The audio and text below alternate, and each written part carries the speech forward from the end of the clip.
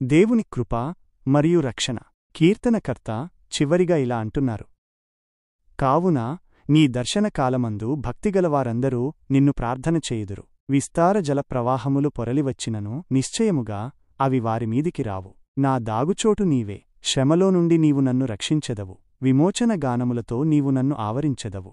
మన పాపాలను ఒప్పుకొని దేవుని క్షమాపణ పొందినప్పుడు మనకు దేవునితో ఒక సన్నిహిత సంబంధం ఏర్పడుతుంది. మనం ఆయనను నిర్భయంగా ప్రార్థించగలం. విస్తారమైన శ్రమలు, కష్టాలు మన జీవితంలోకి వచ్చినా దేవుడు మనకు ఆశ్రయదుర్గంగా దాగుచోటుగా ఉంటాడు. ఆయన మనలను శ్రమల నుండి రక్షిస్తాడు మరియు విమోచన గానములతో మనలను ఆవరిస్తాడు. ఆయన మనకు రక్షణ, విముక్తిని ప్రసాదిస్తాడు.